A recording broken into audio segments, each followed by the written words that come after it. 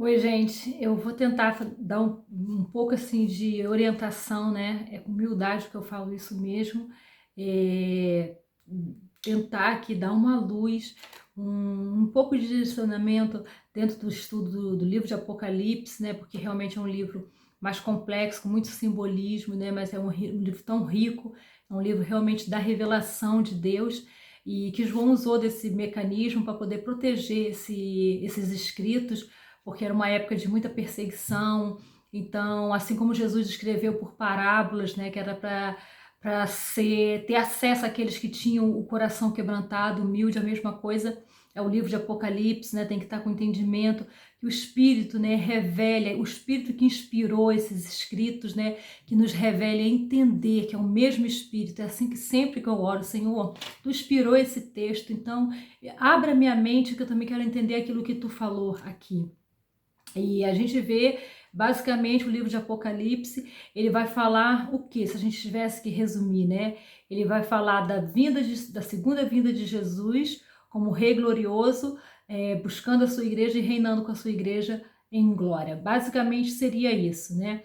Mas a gente vê que durante todo o livro, a gente vai ver, o livro é dividido em 7 sessões, né? Em cada sessão dela vai ter um versículo-chave que Jesus vai afirmar da segunda vinda dele. E essa segunda vinda, ela é de uma maneira muito diferente da primeira. A primeira vinda foi uma vinda assim discreta, bem humilde, né? Jesus veio ali de maneira bem humilde, bem simples, mas dessa segunda vez a segunda vinda vai ser uma segunda vinda visível, né? Ele diz aqui no capítulo 1, no versículo 7, eis que venho com as nuvens e todo olho verá. Todo olho verá. A Bíblia diz que será do ocidente, ele virá como um relâmpago, né? E que será do ocidente ao oriente, todos irão ver. Quem está no Japão, quem está lá na América do Sul, todo olho verá ao mesmo tempo. Não será como ele está dizendo aqui mesmo, né? E ele vai vir, tanto para consolo nosso, que temos a esperança, nossa esperança do cristão é essa, que por mais que tenham as lutas aqui nesse mundo, nós temos a esperança que um dia nós reinaremos com o nosso Senhor Jesus, que tudo isso que nós passamos é transitório, é passageiro, porque o verdadeiro consolo é que o nosso Senhor vem nos buscar para que nós reinemos com Ele. Agora, aquele que não crê, aquele que não creu, aquele que até hoje endurece o seu coração, a esse vai seguir o juízo de Deus, sim, porque Deus é amor, mas Deus também ele é justo. E Deus está dando tempo de ter o arrependimento. São 2000 anos de cristianismo, são 2000 anos que a palavra está sendo pregada, são 2000 anos que estão se levantando os falsos profetas, mas Deus sempre levanta os seus remanescentes para combater os falsos ensinos, a falsa doutrina, e a gente vê durante isso o tempo todo. E a percepção, às vezes, a sensação que a gente tem é que parece que ninguém mais quer, que as pessoas debocham do nome de Jesus, né? Mas esse é o tempo. É lógico que a igreja ela tem que fazer a parte dela, ela tem que continuar pregando essa palavra. Jesus disse, né? Quando esse evangelho for anunciado a toda criatura, vai para todo mundo, vá para todo mundo, né? E nós estamos indo. E o evangelho a gente vê que realmente está se espalhando. Então, quando ele vier, vai ser para consolo daqueles que estão salvos, para condenação eterna daqueles que não se salvaram em Cristo Jesus, porque Jesus, a salvação, ela é por Jesus. Isso está sendo falado o tempo todo. E, infelizmente, quando chegar esse momento, não terá outra chance, não terá outra oportunidade, não terá. Naquele momento, é aí que a gente vai, as pessoas, a gente vai viver aquele versículo, né? Que todo joelho se dobrará e toda língua confessará que Jesus Cristo é o Senhor. Não exatamente para salvação, né? Porque aqueles que não serão salvos, aquela hora ali, eles vão reconhecer que Jesus Cristo é o Senhor. Então ali vai seguir o juízo eterno. A Bíblia fala que eles procurarão a morte e eles não morrerão, né? Que é uma sensação, ela é muito pior, né? Isso que as pessoas até debocham, falando que não tem inferno, que o inferno é aqui. Não, o inferno não é aqui. O inferno não é um lugar. O inferno é um estado de tormento. É assim que vai ser, né? Como nós vivemos aqui hoje, o que nós decidirmos aqui hoje é o que vai determinar a nossa eternidade, né? Se é com o Senhor Jesus ou, infelizmente, no lago de fogo. Mas, enfim, eu tô falando isso porque esse é o livro que o livro de Apocalipse traz, essa é a realidade, que a gente não pode maquiar, mascarar. E Jesus aqui, nesses 3 primeiros capítulos, né, João, ele fala que ele está preso na ilha de Patmos, e ele faz aqui ele manda João escrever. Jesus dita essas cartas ele mesmo diretamente.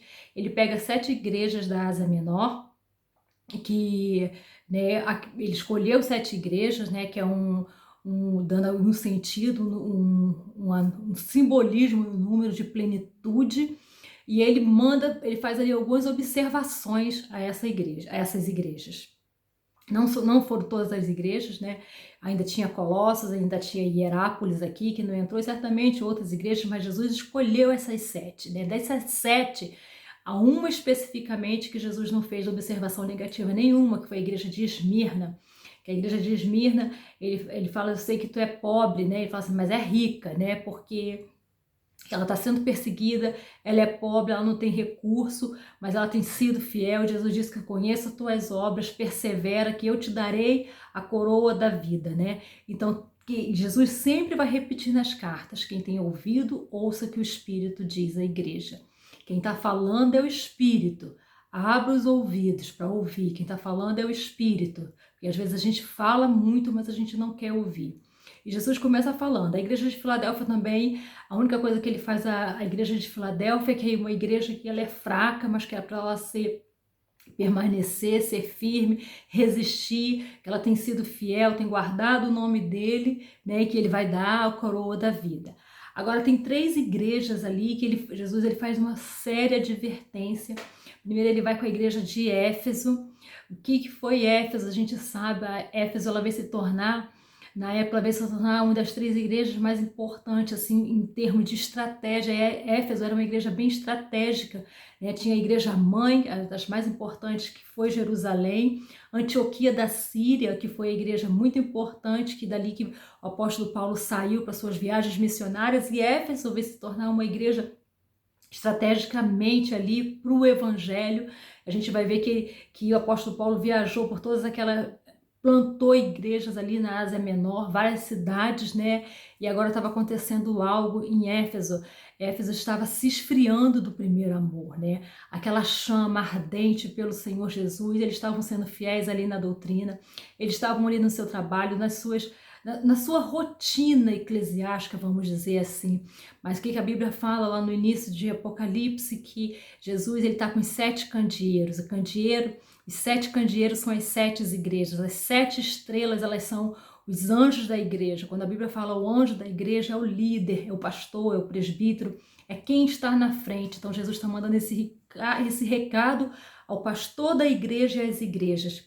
E aí João vai falar que ele está passeando no meio desses candeeiros, o aspecto do Filho do Homem, né? E Jesus está atento ao que está acontecendo dentro das igrejas, nada está passando despercebido. Externamente estava tudo bem, parecia que Éfeso estava muito bem. Inclusive ele fala, eu sei que você resiste, né, à doutrina dos nicolaítas, né, que você preserva a santa doutrina, você é fiel e tudo, mas você lembra de onde você caiu. Deve ter, você sabe, né? Como se ele estivesse dizendo, tem um momento ali que você sabe quando você começou a se afastar, quando que o fogo começou a apagar dentro de você, volta da onde você caiu e se arrepende. Jesus ele fala isso claramente, se arrepende, né? Para você ter, ele dá ali a solução, que é ele. Ele vai falar da igreja de Sardes, que era uma igreja que vivia de aparência, que tinha nome, que vivia de posição. Certamente não era uma igreja grande, uma igreja operosa, mas era uma igreja que estava ali, ó, você está morta, você está morta. Ele fala a mesma coisa para a igreja de Sardes, te arrepende, a quem tem ouvidos ouça o que o Espírito diz à igreja. E a mais grave delas, ele vai falar séria advertência à igreja de Laodiceia. Era uma igreja que era rica. Laodiceia era uma cidade rica, era onde as pessoas iam lá depositar as suas reservas, era onde eram os seus bancos, vamos dizer assim, né? Era uma igreja que tinha um grande polo ali têxtil, né? O que ele vai falar, então, que você se vista com as minhas vestiduras. Por quê? Porque era famosa pela produção de tecidos ali naquela cidade.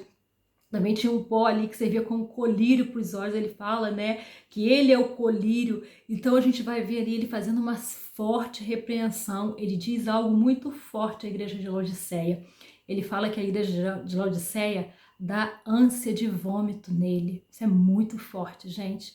A gente saber que a gente provoca essa ânsia em Jesus, isso é forte, né? Aquilo que está dentro dele, que ele dá vontade de vomitar. É isso que ele fala para Laodiceia. Por quê? Porque ele pega ali o contexto geográfico, né? Que Laodiceia, ela recebia ali as águas de Colossos, que estava mais acima, né? Que era uma região de montanha. Então vinha de Colossos, tinha uma água gelada.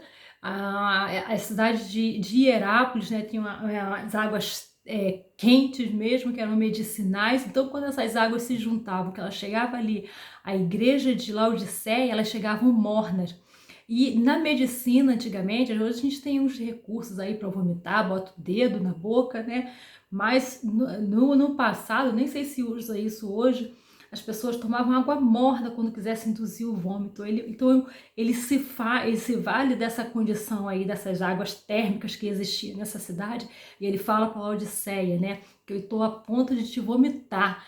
Era melhor se você fosse fria ou se você fosse quente, porque uma ou outra eu ia saber como tratar com você. Agora, como você é morna, eu estou a ponto de te vomitar, né? Eu sugiro, Jesus vai ali pelo grande polo comercial que tinha ali de transações, ele fala, eu sugiro que Jesus se ponha ali como um vendedor, como um mascate, eu sugiro que você compre de mim o ouro refinado, né? Ou seja, a justiça, compra de mim. Então Jesus, assim, ele é bem severo mesmo com a cidade de Laodiceia. E não é porque ela era rica, porque riqueza, ter dinheiro não é pecado, né? Mesmo porque tem muito pobre, né? Miserável mesmo, que é arrogante, que é pedante. Não é que o dinheiro seja sinal de pecado, mas é porque a igreja ela estava confiando muito nela. Tanto que ele fala, Jesus estava fora da igreja, que ele fala, se você abrir a porta, eu entrarei e cearei contigo. Isso é muito forte, né? E quem tem ouvido, ouça o que o Espírito diz à igreja. E isso serve para nossa ensino hoje, né? Que a gente também tá ao ponto que a gente pode se esfriar, então a gente tem que se tornar vigilante. Éfeso, que foi um grande avivamento, que era a cidade da deusa Diana, teve aquela queimação de livros em praça pública, né? E agora estava passando por esse esfriamento. Então quem tem ouvidos ouça que o Espírito diz à igreja. E por fim, as duas igrejas da cidade de Pérgamo e de Tiatira, né? Que aí elas estavam se deixando, já ia por outro caminho. Enquanto ele fala para Éfeso que Éfeso não tolerava os nicolaítas, né? Aqui essas duas cidades estavam sendo muito influenciadas, essas duas igrejas estavam sendo muito influenciadas pelos costumes do mundo, né? Do mudanismo, então estava entrando na igreja, então eles estavam tolerando. O problema da igreja é que ela se torna muito tolerante com as coisas, né? Tudo não tem problema, vamos abrir, é isso mesmo, é para todo mundo a mesma coisa. Então, quando você começa a fazer concessões para o pecado, e aqui, por incrível que pareça, a questão aqui seria a carne que era oferecida, né? Eu vou tentar assim reduzir, já está em 14 minutos, mas enfim, eram carnes que eram oferecidas a ídolos, né? E que essas pessoas, elas estavam se envolvendo nesses rituais assim pagão, vamos dizer assim, inclusive a doutrina dos nicolaítas, que tinha parte do culto de fazer sexo com as sacerdotisas espirituais. Então, por isso que teria sido um homem Nicolau que tinha começado com essa heresia na igreja, né? E na igreja de Tiatira, ele vai dar um nome, vai se referir a Jezabel, aquela rainha péssima que teve lá, a mulher do rei Acabe no Antigo Testamento, e ela era uma grande seguidora e estava ensinando isso, né, e praticando isso na igreja de Tiatira. Então Jesus faz forte advertências, e eu espero que tenha assim aberto um pouco o entendimento, né, para a gente entender, mas basicamente é isso, que a gente possa estar vigilante. O apóstolo Paulo vai dizer, ele disse, né, que aquele que está de pé, cuide para que não caia. Esfriamento, mundanismo, concessões que nós podemos fazer na nossa vida dentro da igreja, na nossa vida pessoal, nós estamos sujeitos a isso.